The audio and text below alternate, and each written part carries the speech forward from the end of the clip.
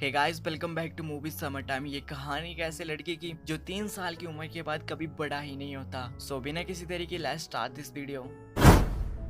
कहानी की शुरुआत होती है जर्मनी के खेतों से, जहां पर हम एना नाम की लेडी को देखते हैं जो मस्त आलू पकाकर खा रही होती है। तभी जूसिफ नाम का आदमी भागते हुए उसके पास आता और उसके पीछे पुलिस पड़ी होती है। ये एना से हेल्प मांगता तो एना अपना गुफा का दरवाजा खोलकर उसे अंदर छुपा लेती है। अब जब पुलिस चली जाती है तो हम देखते हैं कि जूसिफ उस बंद गुफा से बाहर आता है, पर वो एक नंबर का हरामी आदमी होता है। खैर, इसके बाद ये दोनों वहाँ से चले जाते हैं और एक दूसरे के साथ रहने लगते हैं। इनकी एक बेटी भी होती है जिसका नाम होता है एग्नेस। अब एक दिन जब पुलिस वाले जूसिफ को पकड़ने ही वाले थे, पर जूसिफ नदी में कूद जाता और उसका कहीं भी अता पता नहीं चलता। लेकिन ये वहाँ से भागकर अमेरिका आ जाता और वहाँ पर एक बहुत बड़ा बिजनेसमैन बन जाता है। अब कई सालों बाद हम एना और एग्नेस को देखते हैं जो बाजार में सामान बेचकर अपना गुजारा कर रही होती थी। एग्नेस अपने कजन से प्यार करती थी और वहीं एक और आदमी से प्यार करती थी जिसका नाम एयरफील्ड होता है। एयरफील्ड जर्मनी का शेफ था। अब इन तीनों की मस्ती से एक लड़का पैदा होता है, पर मजे की बात तो ये थी कि एग्नेस को ये पता ही नहीं था ये किसका लड़का है,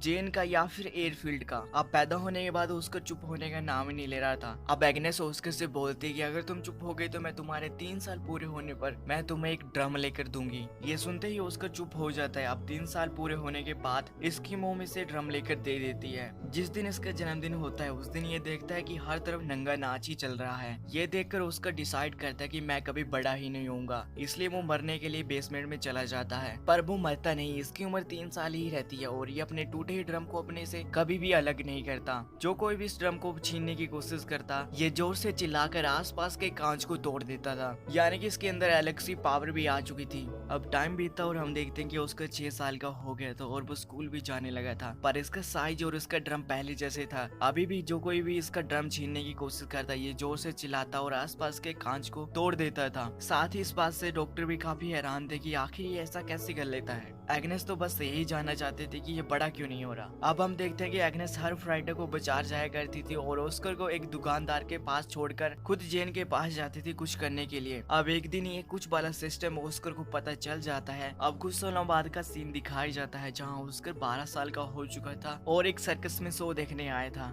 जहाँ बोने लोगों को परफॉर्म करता देख एग्नेस को ये लगता है कि मेरा बेटा भी एक बोना ही है। सर्कस खत्म होने के बाद ऑस्कर बेकरा नाम के एक बोने से मिलता है जो ऑस्कर के इस टैलेंट को देखकर बहुत खुश होता है और उसे अपने साथ काम करने के लिए इनवाइट करता है। पर तभी यहाँ उसकी मोम आ जाती है और उसे यहाँ से लेकर चली जाती है। अब कुछ दिनों बाद एग्नेस जिस दुकानदार के पास ऑस्कर को छोड़ के जाती थी वो कहने लगता है कि मुझे तुमसे प्यार हो गया है, पर एग्नेस कहती है कि चल बोजड़ी के और वहां से चली जाती है। अब कुछ दिनों बाद एग्नेस को पता चलता है कि वो प्रेग्नेंट है जो जेन का बच्चा है, इसलिए वो कुछ दिनों से परेशान रहने लगती है और कच्ची मछलियां भी खाने लगती है। वहीं इसके हस्बैंड एयरफील्ड को इस बात से जरा भी मतलब नहीं था कि इसके पेट में किसका बच्चा है। एयरफील्ड तो बस यही चाहता था कि एग्नेस हमेशा खुश रहे, पर जब से ऑस्कर ने जन्म लिया था तब से एग्नेस जरा भी खुश नहीं थी, इसलिए एग्नेस बच्चे को जन्म नहीं देना चाहती थी और एक दिन फूड पॉइजनिंग से एग्नेस की मौत हो जाती है। अब कुछ सालों बाद ऑस्कर को दिखाया जाता है जो जेन के साथ ड्रम ठीक करवाने के लिए एक दुकान में आया था। साथ ही वो दौर चल रहा था जहां जर्मनी पोलैंड पर हमला करके उसे अपने कब्जे में लेना चाहती थी। तभी पोलैंड वाले जर्मनी पर हमला कर देते हैं और इसी बीच जेन मारा जाता है और ऑस्कर किसी न किसी तरह से वहां से भाग जाता है। अब सीन शिफ्ट होता है कुछ दिनों बाद का, जहाँ एयरफील्ड घर के कामों के लिए एक लड़की को हायर करता है जो घर के साथ साथ ऑस्कर का भी ख्याल रखती थी। अब कुछ दिनों बाद ऑस्कर को मारिया से प्यार हो जाता है। जब एयरफील्ड काम से बाहर जाया करता था तो ये दोनों पीछे से रात को बेड पे कुछ किया करते थे। मारिया भी ऑस्कर के साथ बड़े मजे ले रही थी तो वो उसे कुछ नहीं कहती और जैसा चल रहा था वैसे चलने देती है। अब कुछ दिनों बाद ऑस्कर को पता चलता है कि एयरफील्ड का मारिया के साथ चक्कर चल रहा है और मारिया भी उसे बहुत प्यार करती है। एयरफील्ड बस मारिया का इस्तेमाल कर रहा था, इसलिए मारिया रोने लगती है। ये देखकर ऑस्कर उसे समझाने के लिए उसके पास आता है, पर मारिया उसे बोना बोलकर लात मार देती है। इसके कुछ दिनों बाद हम देखते हैं कि मारिया प्रेग्नेंट हो चुकी है, पर ये ऑस्कर को पसंद नहीं आता, इसलिए ऑस्कर उस बच्चे को मारने की कोशिश भी करता है, पर मारिया उसे बचा लेती है। अब कुछ दिनों बाद मारिया से एक लड़का पैदा होता है। सभी बहुत खुश होते हैं, पर ऑस्कर इस बात से खुश नहीं होता है क्योंकि उसे लगता है कि ये बच्चा मेरा है। इसके बाद हम उसी बोने को देखते हैं जो सर्कस में काम करता था। वर्ल्ड वार 2 के दौरान वो बोना एक बहुत ही ऊंचे ओहदे पर काम कर रहा था। यहाँ ये ऑस्कर से मिलता और अपनी टीम में आने के लिए इनवाइट करता है क्योंकि ये पेरिस में अपनी टीम के साथ परफॉर्म करने वाला था। ऑस्कर इनको ज्वाइन कर लेता और पेरिस में अपना जलवा दिखाता है। इसके बाद हम देखते हैं कि ऑस्कर को अपनी टीममेट रश्मिता से प्यार हो जाता और अब अपने बोने दोस्तों के साथ जिंदगी बड़े मजे से काट रहा होता है। लेकिन एक दिन इन पर अमेरिकन सेना का हमला हो जाता और इसमें रश्मिता मारी जाती है। ये देखकर ऑस्कर बहुत ज्यादा सैड हो जाता और अपने घर वापस आ जाता है। घर वापस आने पर ऑस्कर मारिया के बेटे को वैसा ही ड्रम लेकर देता है जैसे उसकी माँ ने 3 साल की उम्र में उसे गिफ्ट दिया था। ऑस्कर के आने से मारिया जरा भी खुश नहीं थी, बट एयरफील्ड बहुत ज्यादा खुश था क्योंकि एयरफील्ड ऑस्कर को बहुत ज्यादा प्यार करता था और एयरफील्ड ऑस्कर को उन लोगों से छुपा कर रखता था जो ऑस्कर को इलाज करने के लिए हॉस्पिटल ले जाना चाहते थे, क्योंकि एयरफील्ड को लगता था कि ऑस्कर नॉर्मल नहीं है। अब शहर में युद्ध का माहौल होने लगता है, इसलिए एयरफील्ड अपने परिवार को बेसमेंट में छुपा कर रखता था। लेकिन एक दिन रूसियन उन पर हमला कर देते हैं और घर के अंदर आकर सभी को बहुत ज्यादा तंग करते हैं, मारते हैं, पीटते हैं और इसी बीच एयरफील्ड को भी मार देते हैं। ये देखकर सभी बहुत ज्यादा दुखी होते हैं, रोने लगते हैं। इसके बाद अगले दिन एयरफील्ड की दुकान पर एक आदमी आता और ये आदमी उस दुकान का नया मालिक था। ये आदमी उस दुकान को कब्जे में करने के बाद एयरफील्ड का फ्यूनरल कर देता है, क्योंकि इसने भी हाल ही में अपने परिवार को खोया था और परिवार के खोने का गम ये अच्छी तरह से जानता था। अब ऑस्कर को फील होता है कि एयरफील्ड के अलावा इस दुनिया में इसका कोई भी नहीं है। ऑस्कर अब फिर से बड़ा होने का डिसाइड करता है। ऑस्कर एयरफील्ड के साथ साथ उस ड्रम को भी दफना देता है। तभी अचानक से कहीं से एक पत्थर आकर ऑस्कर को लगता है और वो वहीं बेहोश हो जाता है। अब लास्ट सीन में हम देखते हैं कि एना को छोड़कर शहर के सारे लोग वहां से चले जाते हैं और इसी के साथ ऑस्कर को पता चलता है कि उसकी चिल्लाने की शक्ति भी जा चुकी है। अब लास्ट सीन में हम उसी खेत को देखते हैं जहाँ एना मस्त आलू पकाकर खा रही थी और इसी के साथ इस मूवी का एंड हो जाता है।